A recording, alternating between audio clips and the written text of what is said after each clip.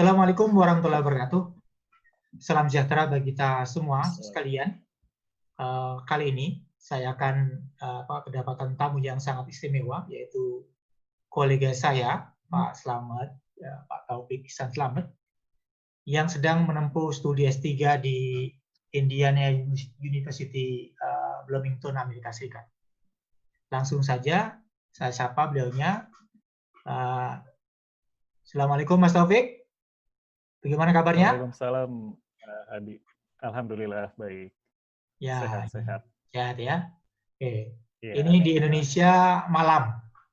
Di Amerika Malam. jam berapa Amerika? Pagi? Ini 8:30 pagi. 8:30 pagi ya. Baik. Iya.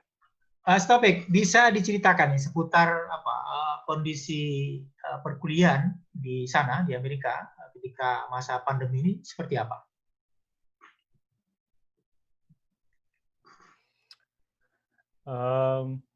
Sekilas mungkin dari bulan Maret mungkin sama seperti Indonesia dari bulan Maret kemarin sampai akhir semester musim panas ini, bulan Juli minggu kedua, semua perkuliahan total online. Kemudian untuk semester depan mulai minggu ketiga bulan Agustus, universitas memiliki ini rencana sendiri-sendiri. Ada kampus yang full online sepanjang semester, ada kampus yang full hybrid, setengah tatap muka, setengah online, ada kampus yang full tatap muka semuanya dalam kelas gitu. Gitu ya. Ya. Itu. Jadi punya rencana masing-masing. Berarti selama ini pengalaman Mas Taufik berarti Amerika mengalami lockdown ya ketika awal pandemi itu. Iya, beberapa state mungkin ya, seperti yang kasus-kasus yang besar itu di Florida, California, Texas, sama New York itu lockdown total. Sementara saya di Indiana sepertinya tidak terlalu ketat sampai tidak boleh keluar rumah itu. Cuman memang kebijakan pemerintah ketika awal-awal pandemi itu semua layanan publik ditutup, termasuk restoran, tempat-tempat publik lainnya. Yang buka itu hanya groceries dan apotek ya. Toko-toko obat seperti itu. Dan kita pun hanya diperbolehkan ya ke situ saja untuk membeli bahan makanan dan obat-obatan gitu. Gitu ya. Sehingga sekolah semua libur ya, sekolah online semua berarti ya, sekolah. Tempat pendidikan. Kalau kemarin kan di berita, kalau sekolah kemarin mungkin dengar berita kalau Presiden Amerika Serikat menyatakan sekolah harus buka di fall 2020 ini. Kalau tidak, mungkin waktu itu saya dengar isunya kalau tidak buka katanya fundingnya akan dicabut. Gitu. Oh gitu ya. Nah, cuman saya nggak tahu di kasus di kota lain ya, tapi kalau di kota saya tetap saja kan di sini ada komunitas, ada konsorsium sekolah-sekolahnya gitu diorganisasi oleh satu badan. Di kota ini di Bloomington mereka tetap menjalankan protokoler beberapa opsi gitu. Jadi tiap orang tua siswa boleh memilih online, boleh memilih hybrid atau blended, boleh memilih tatap muka gitu. Oh gitu ya. Orang tua juga dikasih pilihan. Oh gitu ya. Sehingga tempat-tempat termasuk tempat kerja di pemerintahan, kampus juga tetap berjalan normal sebetulnya ya? Atau ada pembatasan? Ada pembatasan untuk kampus ini. Kemarin pembatasannya untuk staf-staf esensial saja yang boleh datang ke kampus. Gitu ya. Dan penelitian yang ini bisa lepas dari fasilitas kampus seperti laboratorium kayak gitu, Oh, ya, itu ya. boleh datang. Hmm. Tapi dalam pertimbangan kalau ini apa penelitian itu dipandang esensial gitu, terutama terkait dengan kasus pandemi. Sehingga transportasi umum, Mas Taufik, transportasi umum tetap berjalan normal atau gimana? Dibatasi transportasi umumnya?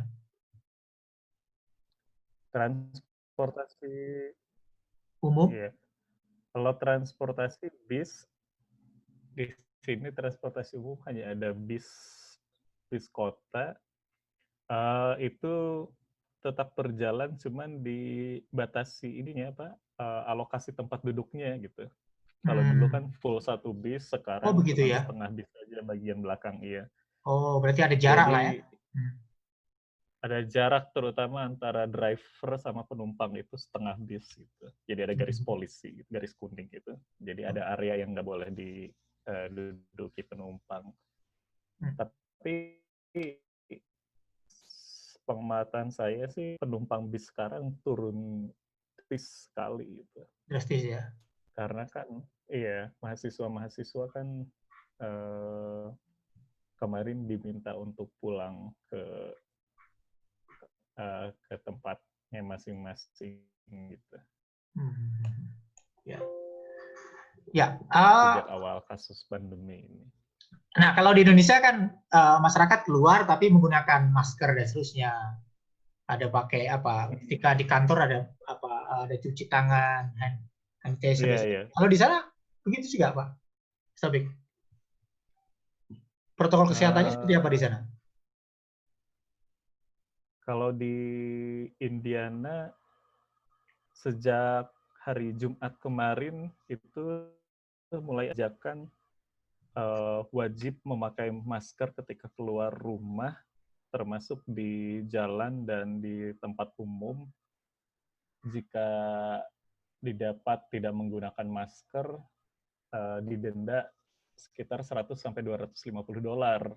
Oh gitu ya. Ada dendanya, Berarti kalau dikuruskan rupiah berapa itu berarti dendanya itu? Sekitar sekitar 1.500.000 sampai 500 ya. 3.500.000. Hmm. Itu Jadi untuk kalau hmm. pelanggaran pertama 100, kalau kan nanti ada rekornya tuh. Oh gitu Kalau ya. misalnya kedapatan lagi, ya naik dendanya gitu. Gitu ya. Berarti ketat Ya ya. kecuali untuk kondisi-kondisi tertentu, Pak. Seperti nah. Misalnya kalau tidak salah sedang olahraga, Oh gitu. terus Hmm. kalau ada kondisi-kondisi fisik yang tidak memungkinkan menggunakan masker gitu ya, diperbolehkan. Perbolehkan ya. Ya. Ya seperti itu. Nah, ini bagi masyarakat yang terdampak. Kira-kira kalau di sana, warga Amerika itu ada bantuan nggak bagi masyarakat yang terdampak dampak COVID? Kalau di Indonesia Ada, kan ada bantuan itu. iya ada sama. Ada ya? Saya lupa nominalnya berapa ya. Termasuk Mas Uh, Taufik sendiri dapat juga ya dari kampusnya? saya enggak, Oh, karena enggak ya? yang mendapat itu kalau tidak salah orang ini Warga yang negara sudah Amerika. memiliki ya warga negara yang memiliki social security number atau memang warga negara asli ya. Oh, begitu ya, yang punya. Oh, gitu ya. Iya, Hmm. kalau saya kemarin bantuan uh, dapatnya dari ini KJRI, Oh, uh, KJRI. ya KJRI di Chicago gitu. Jadi mereka mendata mahasiswa kemudian yang mengirimkan ini bantuan berupa obat-obatan, masker, hand sanitizer, terus makanan-makanan kaleng gitu. Oh, gitu ya.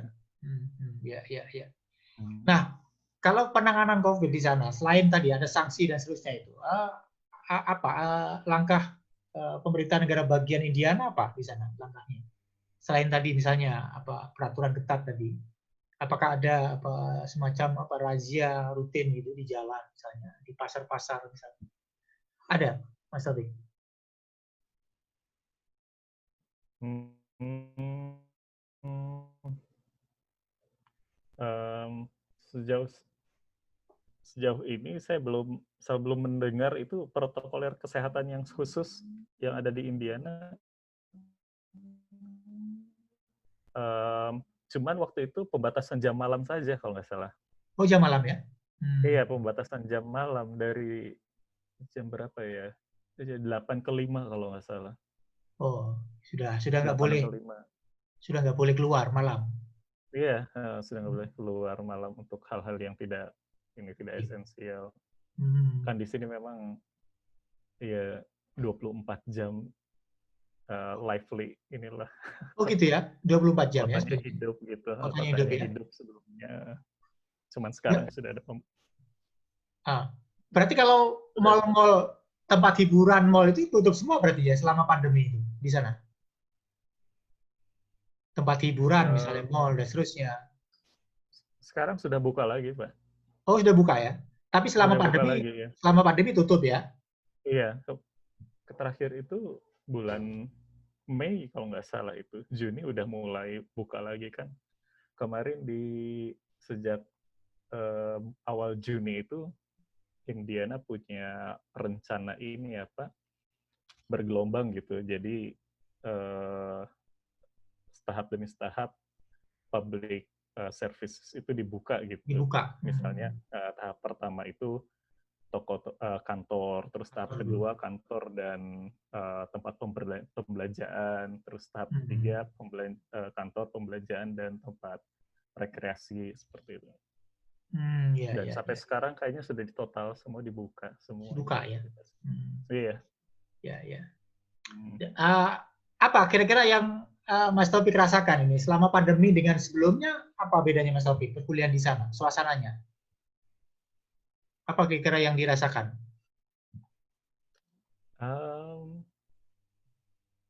Selain ya memang keterbatasannya sih biasa fasilitas kampus yang harusnya bisa digunakan sekarang tidak lagi gitu ya? Tidak bisa digunakan ya seperti studio, terus lab komputer, ruang-ruang belajar di perpustakaan itu awalnya kan bisa digunakan, sekarang sama sekali nggak bisa gitu. Gitu ya. Terus iya, semuanya juga harus belajar dari apartemennya masing-masing. Jadi oh gitu ya. Sehingga kegiatannya apa kadang-kadang jalan-jalan gitu, apa jogging itu sudah nggak ada lagi ya selama pandemi ya. Nah paling hiburannya satu-satunya itu jogging itu. Gitu ya. Olahraganya sambil main gitar gitu mungkin ya. Di luar itu agak sulit. Benar. Di luar itu nggak bisa itu. Jadi sekarang kalau pagi-pagi sama sore-sore menjelang malam itu banyak di jalanan orang-orang jogging, sepeda gitu. Itu Oh karena gitu ya. hiburannya Sepeda. terbatas itu aja. Sepeda. Iya. Berarti sama dengan Indonesia. Indonesia kan juga mulai marah nih bersepeda nih. Sepeda pancal mulai marah. Iya. Iya. Kalau di sini juga sama sih, musim panas terutama ya. Kalau musim ini kan lagi musim panas, jadi orang di jalan itu lebih banyak gitu. Iya. Terutama olahraga. Nah, Mas Taufik, kalau di sana di Amerika terjadi nggak orang memborong sembako dan seterusnya pada saat awal-awal itu? Terjadi nggak di Indiana? Iya, Jadi sama di Indonesia. Gitu. Terutama tisu toilet itu, terus tisu makan, kemudian hand sanitizer, disinfektan itu waktu bulan Juni kalau nggak salah, minggu kedua itu saya ke supermarket, raknya itu udah kosong sama sekali, udah kosong. Terus di akhir Juni kemudian dilakukan pembatasan, setiap customer cuma boleh beli item tertentu tuh hanya dua gitu. Jadi hand sanitizer iya dibatasi. Karena di awal-awal semuanya diborong gitu, nggak ada pembatasan. Akhirnya ada orang-orang yang nggak kedapatan bahan-bahan itu. Gitu. Iya. Kenapa kok rata-rata memborong tisu dan seterusnya ya? Kalau gitu, kenapa kok nggak sembako misalnya apa di sana? Roti misalnya. Beras kan nggak ada ya sana ya? Iya, saya juga heran. Iya. Beras ada Nah, bahkan beras pun yang awalnya nggak laku itu habis. Oh gitu ya? Jadi Hmm. awal-awal kalau kalau beras itu pasti selalu ada gitu. Tapi waktu bulan Juni ya, bulan kemarin saya lihat, wah ini beras aja udah. Kalau waktu itu malah saya cuman dapatnya tuh tinggal 2 gitu, 2 kantong beras itu sisanya itu. Karena udah nggak ada Hmm. lagi. Oh iya iya iya. Ya. Sampai beras aja diminati jadinya. Iya iya. Luar Ya. biasa. Tapi sekarang Mas Taufik kondisinya anu apa beli sembako sudah lebih anu ya, lebih mudah lah ya suasana sekarang, tidak seperti kemarin-kemarin. Artinya belanja Iya, kebutuhan pokok sudah normal. jauh jauh lebih mudah, jauh lebih tersedia barang-barangnya ya. Ya. Kalau bulan Mei Juni kemarin, aduh dapat hand sanitizer di toko apa supermarket itu udah keberuntungan itu. Hmm. Kalau sekarang udah mulai ini, Dan udah supermarket di sana emang buka 24 jam ya, 24 jam mereka ya bukanya. Enggak ya? kemarin enggak sih, dari jam 6 sampai jam 12 malam. Kalau hari normal ada yang buka 24 jam juga ya? Ada. Ada beberapa. Toko itu apa obat ya, toko obat-obat farmasi itu buka 24 jam terus itu. Nah, Mas Topik, kalau di Indonesia ini kan peran masyarakat itu sangat besar, misalnya untuk membantu gotong royong masyarakat yang nggak punya, misalnya bagi yang terdampak, katakanlah ada keluarga yang COVID misalnya, kemudian isolasi, itu kan ada yang bantu sembako, kemudian ada warga juga yang bantu apa membersihkan kampung, menyemprot disinfektan. Nah, kalau di Amerika ada nggak seperti itu, budaya begitu, gotong royong itu? Um, Mungkin ini ya komunitas komunitas beberapa komunitas ya. Kan di sini banyak sekali komunitas. Salah satunya yang saya ikut itu di komunitas Islamic Center Bloomington gitu. Jadi di sini ada satu masjid. Lumayan komunitasnya sangat kuat gotong Ya. royongnya. Jadi dikelola kalau di pengelolanya sih kebanyakan mahasiswa dari Timur Tengah. Oh gitu ya. Iya, mahasiswa Timur Tengah sama penduduk yang sudah tinggal lama di sini tapi aslinya dari Timur Tengah gitu. Nah itu gotong royongnya kuat sekali waktu bulan Ramadan kemarin ya bisa apa namanya ngasih sembako juga gitu buat buka puasa. Oh gitu. Gitu. Ya ya. Iya, jadi mahasiswa yang mau uh, Buka. yang mau berbuka puasa jika membutuhkan makanan buat berbuka bisa datang ke masjid gitu. Tapi nggak ada berbuka bersama, cuma ngambil makanan Ambil. aja gitu. Oh ya. Iya. Oh ya. Selama bulan puasa kemarin itu ada kegiatan Ramadan ada, taraweh bersama ada? Tidak ada ya selama pandemi? Nggak ada Pak, nggak boleh kan waktu itu. Oh nggak boleh ya? Nggak Oh berarti boleh, iya. tempat ibadah memang ditutup ya? Ditutup oleh pemerintah sana ya? Tempat ibadah ditutup. Ya. Jumatan pun nggak ada waktu itu. Ini juga saya baru bulan Juli ini Jumatan ada lagi. Oh gitu ya. Oh ya. Iya. Ya. Tapi masyarakatnya kan patuh dengan aturan yang diberita ya, patuh ya. Iya, alhamdulillah sangat patuh kalau di sini. Oh gitu ya. Ya. Iya. Nah, Mas Taufik, kemarin kan di Amerika itu kan dilanda ada isu rasial ya. Nah, sempat meluas di beberapa negara bagian. Nah, kalau di Indiana, di negara bagian yang Anda tempati itu terjadi nggak? Sempat kerusuhan, nggak ya?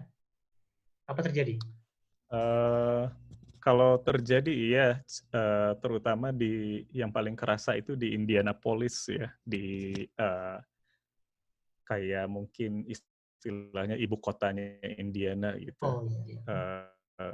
Di Indianapolis itu sampai ada bentrok sehingga sampai ada korban juga 3 orang gitu. Karena salah satunya itu mantan atlet footballnya di Indiana Indiana. University jadi Oh gitu ya. korban. Oh, jadi korban 3 ya? orang. Iya. Kemarin waktu bulan Mei apa Juni ya. Di sini juga di Bloomington juga ada gelombang protes cuman lebih damai gitu. Gelombang protes besar-besaran juga cuman ya itu kondisinya syukurnya lebih damai. Oh gitu ya. Jadi ternyata di Amerika demonya juga bisa anarkis ya? kalau ada yang memicu ya. Tidak seperti di Iya, demo-demo ya. iya sepertinya begitu. Memang menurut dari pengamatan Mas Taufik selama di Amerika, memang isu rasial itu sangat uh, sensitif di Amerika ya. Kalau di kita kan enggak di Indonesia ya. Kalau di Amerika Iya, memang ya sensitif ya. sangat sensitif. Panggilan-panggilan seperti itu bisa dipidanakan itu kalau Oh gitu ya. iya. Jadi ya istilahnya kan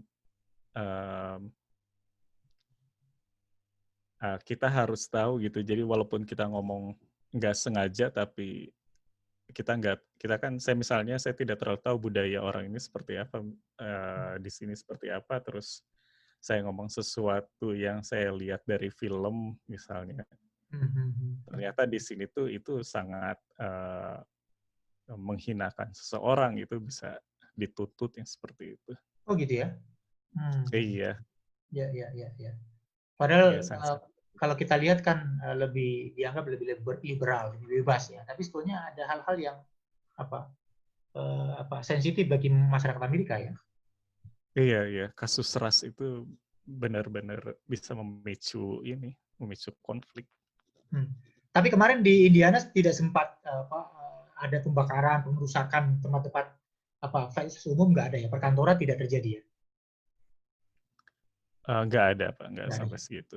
nggak ada Nggak, ya. iya, Mungkin kalau nggak di ada. negara bagian lain terjadi itu ya sampai membakar gitu ya. Iya, di New York, di Texas kemarin dapat laporan kalau apa toko orang Indonesia juga sempat jadi ini korban Oh gitu ya. penjarahan dan pengerusakan. Iya, Hmm, di New York kalau nggak salah itu toko ini. barber ya, tukang cukur Hmm, rambut. ya ya ya. Nah, terkait dengan penanganan COVID, menurut Mas Taufik, sepengetahuan Mas Taufik, memang korban di Indiana itu gimana? Korban COVID-19? Apa Di cukup besar apa tidak?